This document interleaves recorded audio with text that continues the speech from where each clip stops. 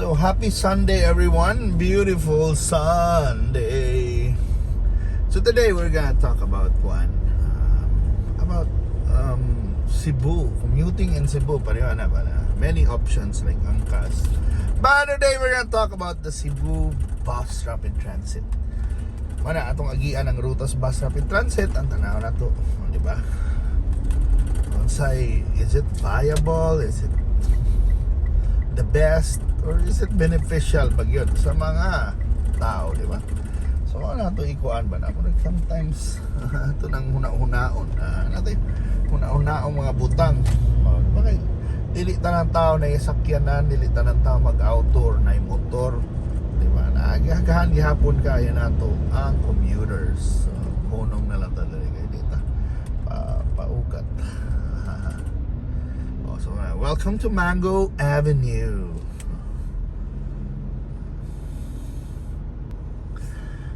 So this morning we're gonna talk about Cebu Bus Rapid Transit. So this is gonna be the CBRT talk, diba?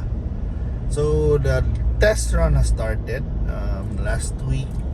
Test run ng government officials like the mayor, the LGU, the DOTR, Department of Transportation, and also our friends from the media naka-appeal kita sa one of the test runs, and we were joined by Mayor Tamos, Vice Mayor Tamos Menia, and our Mayor Nestor Archibal, di ba? And kusugod, paspas ang biyahe, but of course di na tumalikayan ay mga yangut-ngut, mga reklamo sa mga nag-drive, nagsakay katungwa kay wa test run pa man, so katungwa pa kasakay na kay napipunta sa traditional na sakyanan, reklamo gid sila sa epekto sa traffic. Naagyan mo yung ko mas mo traffic inindana mo ni BRT route. This is like the BRT buses that we use, C-bus, by Palyacar Transit series. So mana mo gisakyan, pero karon di ba ni wa man tay BRT ron. So today we are going to just fly sa iyo kas mga tao na mag-rally mga reader. We are going to pass by mani among giagian ang atong BRT, Cebu Bus Rapid Transit, Fuentes Station. Welcome to the Fuentes. Mga rallyista. Yes. Pero Cebu Bus Rapid Transit. So mani atong Cebu Bus Rapid Transit, and they will occupy the middle lane, exclusive na sa mga bus. Diba? So matrain na ta na kuan yung tag sa kalin, especially kanina dan, diba? So morning moingon kita ma-traffic yun dre. So indeed it is. And then ang lisod lang sa atong CBRT, di ba, na yung mga intersection. So lagi mo na muliko mi dire, di ba? Yung BRT, di ba? Supoton mo kung na normal di kung naana. So morning, the bus rapid transit lane, sundon, so dire ang bus, walay obstruction sa kung naanang nag-operate ng BRT, ilaran ni na lane. So you can't, what I'm doing now, you can't do that once the BRT is implemented. So dakpon ka kung mo-rating ka dire, or ilan ni butang harang, butang barrier. That's gonna be the thing that will happen, di ba? Na di ta kasuot. Di ba? So it's like the exclusive lane. So in a bit mo abot na ta sa what you call it, CNU station, Cebu Normal University Station. So ato gining subayon na lang mo, di ba? Today it's gonna be our BRT tour. So muna ang kuha na to, ang premise ani is that if people shift to riding the public transportation, molesin ang traffic kaya di na mo mugdag sakyanan, di ba? So muna ang kuha na ang ilag yung ang logic nila ba, ang reasoning nila na. So di na mo magkuhan kay na naman mo di ba, na mo like paspas na biyahe na paspas na option para sa kadaghanan. Di ba? Mamay simple na na paspas na option para sa kadaghanan. Fortunately, ang design na di man straight so maliko kadalo ring ano ba. So we'll go ahead. So karon ang nahuman pa na package is gikan sa Fuente, CNU, then the third station man na ato padungan ang what you call it, ang South Bus Terminal Station. Di ba? So wala itong kapadungan ron. So on a Sunday, pareho na ni kaning bus na mana example na kung diha na siya. So traffic kini kung, di ba? Kung isarado ng daan, tinuod na traffic yun na kinapa may mga jeep. So ang system ani padong is the jeepneys will not be paced out, but they'll be feeders to the station. So padong sa mga stasyon. Di ba? So dili sila mukuan ba mo intersect og ruta ba, maybe dili Birama mo labang sila dili na agian ng Jones, maybe ato na sila sa Ramos, di ba? Fuente Racoto dayon, dili Fuente Coto, ato na sa Ramos lagi. So pwede ka manaog sa Fuente kung padung yung IT Park mo man ay mawagit ka ng padung Ayala or padung SMC side, dili ka agi. And this is mauna ni atong buhon lagi, mauna ilang gusto na mahiwan na itong public transportation na manakay ang kadaghanan, di ba kay dagan kay mga arguments, di ba, na kung may tagdano tinuod man sad kay imagine nag 2 lanes na lang, kuha na ni imagine kuhaon pa ni na lane kita, daghan yung mo reklamo na mga di auto, di ba?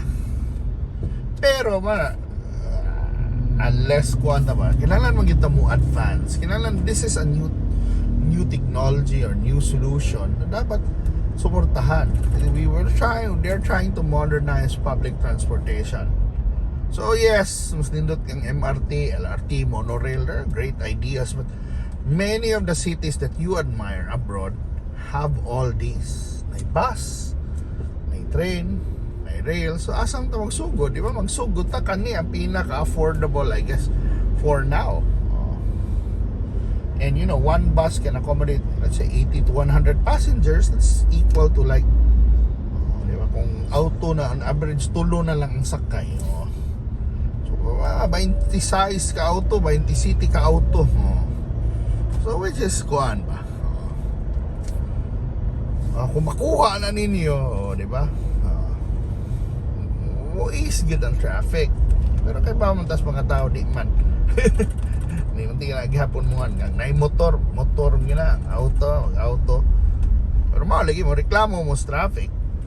So ang best find alternative routes, ayaw agi mo diri sa Birama, di ba? And I guess the government should also adjust na padak-an ni mga daan na alternative routes. So it's a work in progress gini na system na kinahanglan taganin na tog chance na kinahanglan, of course, kinahanglan i-continuously improve yun So katong mga tao na may wala mo dili yung supak na mo ipahunong na mayroon lang yun ko simple lang, wag mo kiyapi. That's a World Bank approved and funded project, loan ta na og pila ka bilyon, and you want it to be like a flood control ghost project na di na lang wa pagin niyo gisuwayan wa pagin mo kasakay and mo ingon mo failure na, my god ana, they have studies already, and if you say na mo laing solutions, what mo studies is just genius kuano na mga genius deduction, genius mo argumentation, but di man ka pautangon kung wala kay papilis, wala kay study, di man tungod kay mahigid kag mo argue lang, di ba? Find a study, di ba? Fund a study. Pinpoint asa man atong mga stations sad kung mag-MRT ta, di ba? So I know walay monopoly sa genius, so nice may mga Pinoy mo argue, but in the end mao lagi na ang proseso ba, even the BRT was na-conceptualize na in the 90s para sa Cebu, and 2025 na maupay pagka human, and human ta na first phase pa lang. So kung may tag MRT ka, maghimo na kag study ron, I expect 2050 pa na masugdan taon ang operasyon. So maghuwat di ba? Wa na lang improvement, wa na lang. So ang inyong gusto, wa na lang, di ba? Para ikuha na let BRT work, di ba? Kung na lang gusto, lagan mag-ingon na lagi, I know the press releases na reduce emission, sustainability, indot na bywords, but in the end, will it solve manggihapon? Manay question lang. Hopefully kung sa mga pangutana sa gobyerno, i-solve lang na nila, will it solve the traffic problem? Mauragin na, di ba? Para sa community, dili traffic problem, computer problem na. Dili kini traffic ang unang solve na, kundi makasulbad man na sa mga daily struggle sa atong commuter, di ba? Will the commuters support it? Will the commuters ride it?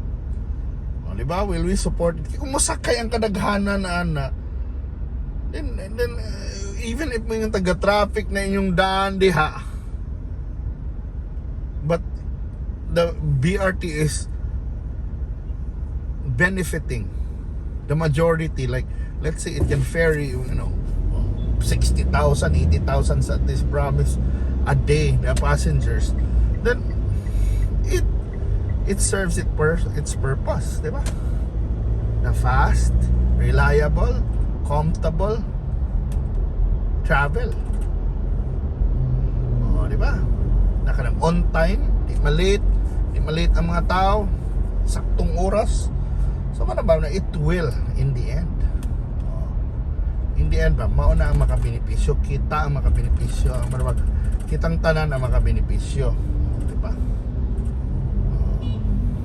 So mana thank you so much for watching. Pero whether you're pro or anti-BRT, let's just let it be implemented and not waste billions for nothing. Pa mauna suwayisa usa ta moingon, and when we criticize, it's to improve the BRT. Mo na ang BRT, ato na lang i-polish, i-improve uban pa. Thank you so much for watching, and I hope to see you sa sunod long drive. Bye bye bye.